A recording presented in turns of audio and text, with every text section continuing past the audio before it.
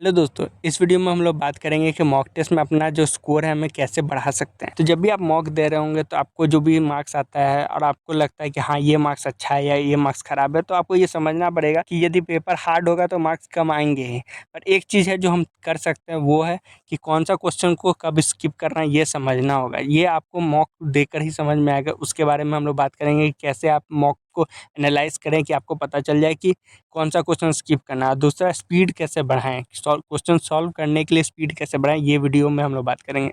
तो starting point क्या हो सकती है दोस्तों? सबसे पहले आपको ये समझना पड़ेगा कि आप किस सब्जेक्ट में अच्छे हैं। किसी का क्वांट अच्छा होता है, किसी का रीजनिंग अच्छा होता है, किसी का इंग्लिश अच्छा होता है, किसी का जीके अच्छा होता है। आपको पहले ये पता होना चाहिए कि कौन सा एरिया आपका सबसे अच्छा है।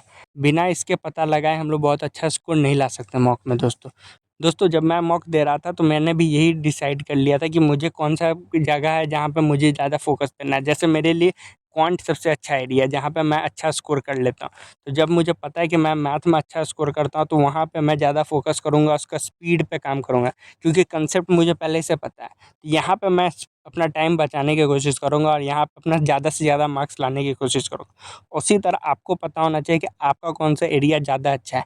यदि आपका रीजनिंग अच्छा है तो रीजनिंग पे और ज़्यादा काम कीजिए, अपना स्पीड बढ़ाइए, उसमें से ज़्यादा नंबर लाइए। क्योंकि जब भी आपको एग्ज़ाम में कट ऑफ लाना होता है तो आपको ये पता होना चाहिए कि कहाँ से आपका ज़्यादा मार्क्स आ सकता है और जहाँ से आपका अच्छा मार्क्स आ सकता है, जहाँ पे आपका कंसेप्ट बहुत क्लियर है, तो वहाँ पे स्पीड लाना है। स्पीड लाने के लिए बस आपको प्रैक्टिस करना है।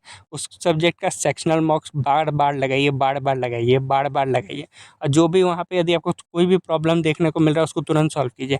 क्योंकि जो स्ट्रॉन्ग एरिया है उसको स्ट्रॉन्गेस्ट बनाना होगा। सिंपल। इस एग्ज़ाम में निकालने के लिए आपको सारे एरिया को स्ट्रॉन्ग नहीं करना है। अभी हम कॉम्पिटिटिव एग्ज़ाम की तैयारी करते हैं, हम सोचते हैं कि सारे सब्जेक्ट में सबसे अच्छा हो जाना है, नहीं। यदि आपका मैथ अच्छा है तो मैथ ही अच्छा है, सिंपल। यदि विराट कोहली उसका बैटिंग अच्छा है तो बैटिंग ही करता है, वो विकेट कीपिंग करने नहीं जाएगा या बॉलिंग करने नहीं जाएगा। उसी तरह यदि आपका मान लीजिए इंग्लिश अच्छा है तो इंग्लिश को आप बेहतरीन कर लीजिए कि वहाँ से ज़्यादा नंबर ले आएँ। तो यदि मान लीजिए आपका क्वांट खराब भी पेपर चला गया इन केस, तो वहाँ पे आप इसको इंग्लिश आपको बचा लेगा, इंग्लिश आपका मार्क्स आपको बचा लेगा। तो ये चीज़ करने के लिए आप सेक्शनल मार्क्स ज़रूर लगाएँ। दूसरा चीज़ है कंसिस्टेंट प्रैक्टिस। बहुत सारे लोग हैं जो आज मॉक दिए फिर कभी नहीं दिए, फिर एग्ज़ाम आया तो बैक टू बैक दिए फिर छोड़ दिए। ऐसा नहीं करना है। यदि आप मॉक दे रहे हैं तो आप सेक्शनल मॉक तो कम से कम एटलीस्ट ट्राई कीजिए। जो आपका वीक एरिया है उसको पता लगा लीजिए कि आपका वीक एरिया कौन-सा है। जैसे इंग्लिश किसी का वीक है, तो वीक आपको पता चल गया तो उसका सेक्शनल मॉक लगाइए। उससे आपको आइडिया मिल जाएगा कि हाँ ये मेरा यहाँ पे इस एरिया में मुझे प्रॉब्लम है, इस एरिया को मैं सॉल्व नहीं कर पा रहा। अब उस सब्जेक्ट पर आप काम करना शुरू कीजिए कि वीक एरिया को हम कैसे थोड़ा अच्छा कर लें, उसका कौन-कौन सा एरिया है जहाँ पे हम ज़्यादा अच्छा मार्क्स ला सकते हैं। फॉर एग्ज़ाम्पल जैसे इंग्लिश बहुत लोगों की खराब है, तो कोशिश कीजिए कि उसका आरसी को अच्छा कर लीजिए। ये काम कर सकते हैं। यदि आपका कोई एरिया कमज़ोर है, तो उस पे एरिया पे काम करके आप ये पता लगा लीजिए कि कौन-सा एरिया में कहाँ पे ईज़ी नंबर निकाला जा सकता है। वो तभी पता चलेगा जब आप सेक्शनल मॉक लगाएँगे। सेक्शनल मॉक आपको इसका बहुत अच्छा बेनिफिट देता है दोस्तों। इसके अलावा जो थर्ड चीज़ है वो है मॉक पेपर को रेगुलर इंटरवल पे लगाते रहना। जैसे मान लीजिए आपने सुबह एक आइडिया लगा लिया कि हम सुबह मॉक लगाएँगे, तो वही टाइम पे रोज़ आप मॉक लगा लो, सिंपल। हर 2 दिन पे मॉक लगा रहे हो तो हर दूसरा दिन मॉक लगाओ, उसको एनालाइज़ करो। आप देखो कि आपका जो स्ट्रॉन्ग एरिया है वहाँ पे तो कहीं गलती नहीं की है। क्या वहाँ पे आपका स्पीड अच्छा था या नहीं? ये सिंपल एनालिसिस यही है दोस्तों।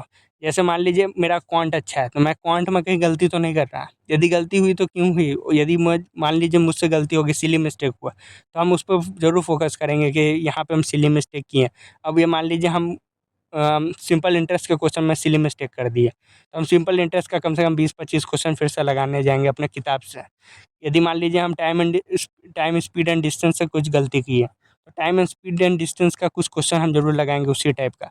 जो भी आपकी गलती है स्ट्रॉन्ग एरिया में, उसको ज़रूर सॉल्व करो। दूसरा, जो आपका वीक एरिया है, आपने मॉक लगाया आपको वीक एरिया में पता चल गया कि ये आपका खराब है। अब वहाँ पे आप देखोगे कौन-सा ईज़ी क्वेश्चन था जो आप अपने अभी एक्जिस्टिंग नॉलेज से, जो आपको अभी आता है उससे हम सॉल्व कर सकते थे क्या? कहीं हम कन्फ्यूज़ तो नहीं हो गए ऑप्शंस के बीच में? तो आप ये पता लगा लो। और यही एनालिसिस है दोस्तों, और कुछ नहीं एनालिसिस है। एनालिसिस का मेन मकसद यही है कि जो मुझे आता है वो मुझे हम क्या उसको और स्पीड में कर सकते हैं, और जो मुझे नहीं आता वहाँ पे हमको ये देखना है कि क्या हम इसको स्ट्रॉन्ग कर सकते हैं या क्या इसको हम सीख सकते हैं, बस। यदि आप ये दोनों काम कीजिए, इसके अलावा सेक्शनल मॉक को एकदम रेगुलर कीजिए। बहुत सारे बच्चे सेक्शनल मॉक को बहुत इग्नोर करते हैं। सेक्शनल मॉक ही गेम चेंजर है आज के टाइम में दोस्तों। जो सेक्शनल मॉक को रेगुलर इंटरवल पे लगाइए और वो छोटा होता है।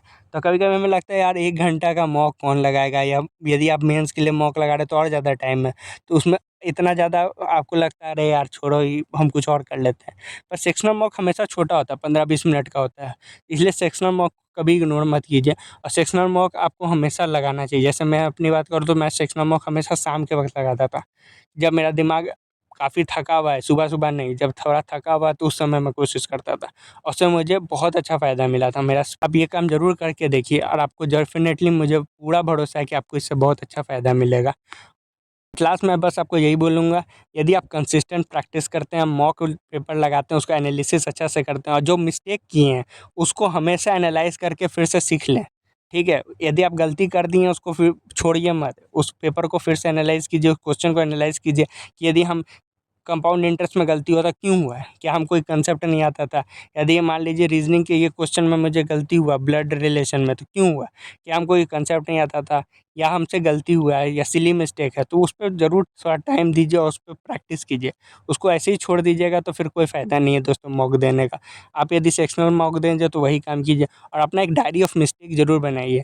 और डायरी ऑफ मिस्टेक में आप लिख लीजिए कि हाँ, ये क्वेश्चन हम बनाए थे, ये क्वेश्चन हमसे नहीं बना, यहाँ पे मेरी गलती हुई। ये क्वेश्चन मैंने यहाँ बनाया, ये नहीं बना, यहाँ मेरी गलती हुई। आशा है आपको ये वीडियो पसंद आया होगा। अपना बहुमूल्य समय देने के लिए धन्यवाद। Thank you.